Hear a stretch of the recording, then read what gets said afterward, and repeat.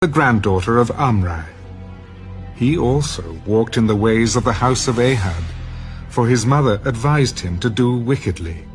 Therefore he did evil in the sight of the Lord, like the house of Ahab, for they were his counselors after the death of his father, to his destruction. He also followed their advice, and went with Jehoram, the son of Ahab, king of Israel, to war against Hazael, king of Syria, at Ramoth-Gilead. And the Syrians wounded Joram. Then he returned to Jezreel to recover from the wounds which he had received at Ramah, when he fought against Hazael, king of Syria. And Azariah, the son of Jehoram, king of Judah, went down to see Jehoram, the son of Ahab, in Jezreel, because he was sick. His going to Joram was God's occasion for Ahaziah's downfall. For when he arrived, he went out with Jehoram against Jehu, the son of Nimshi, whom the Lord had anointed to cut off the house of Ahab. And it happened, when Jehu was executing judgment on the house of Ahab, and found the princes of Judah, and the sons of Ahaziah's brothers, who served Ahaziah, that he killed them. Then he searched for Ahaziah, and they caught him. He was hiding in Samaria, and brought him to Jehu. When they had killed him, they buried him. Because he is the son of Jehoshaphat, who sought the Lord with all his heart.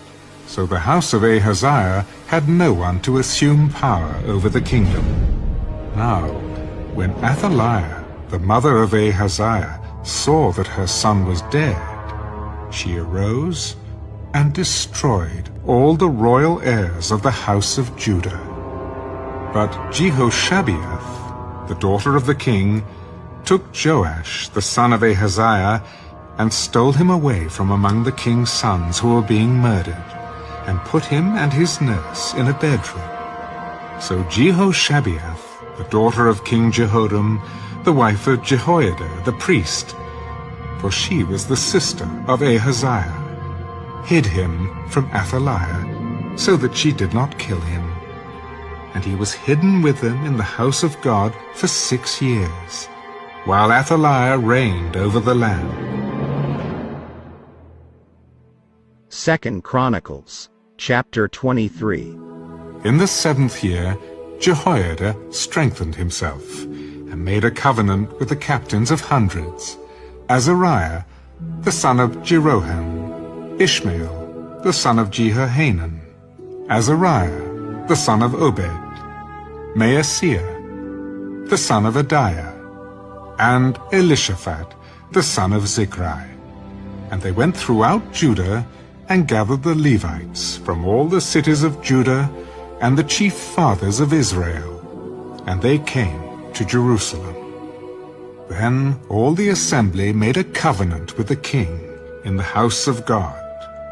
And he said to them, Behold, the king's son shall reign, as the Lord has said of the sons of David. This is what you shall do. 1/3 of you entering on the Sabbath, of the priests and the Levites, shall be keeping watch over the doors. 1/3 shall be at the king's house, and 1/3 at the gate of the foundation. All the people shall be in the courts of the house of the Lord. But let no one come into the house of the Lord, except the priests and those of the Levites who serve. They may go in, for they are holy. But all the people shall keep the watch of the Lord.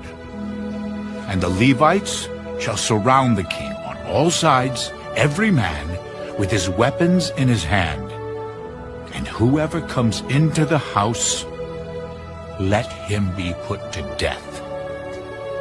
You are to be with the king when he comes in and when he goes out. So the Levites and all Judah did according to all that Jehoiada the priest commanded. And each man took his men who were to be on duty on the Sabbath, with those who were going off duty on the Sabbath, for Jehoiada the priest had not dismissed the divisions. And Jehoiada the priest gave to the captains of hundreds the spears and the large and small shields which had belonged to King David, that were in the temple of God. Then he set all the people, every man with his weapon in his hand, from the right side of the temple to the left side of the temple, along by the altar and by the temple, all around the king. And they brought out the king's son, put the crown on him, gave him the testimony, and made him king. Then Jehoiada and his sons anointed him. Long live the king!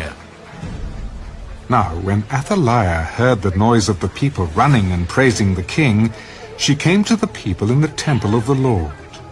When she looked, there was the king standing by his pillar at the entrance, and the leaders and the trumpeters were by the king. All the people of the land were rejoicing and blowing trumpets, also the singers with musical instruments, and those who led in praise. So Athaliah tore her clothes. Treason! Treason! And Jehoiada the priest brought out the captains of hundreds who were set over the army. Take her outside under guard, and slay with the sword whoever follows her. For the priest had said, Do not kill her in the house of the Lord.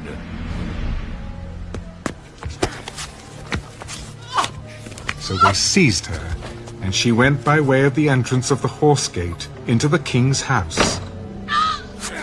And they killed her there. Then Jehoiada made a covenant between himself, the people, and the king, that they should be the Lord's people. And all the people went to the temple of Baal and tore it down. They broke in pieces its altars and images, and killed Mattan, the priest of Baal, before the altars.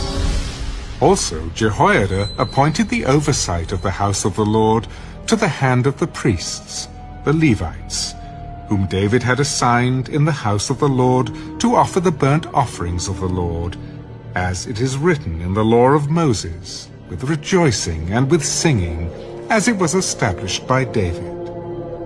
And he set the gatekeepers at the gates of the house of the Lord, so that no one who was in any way unclean should enter.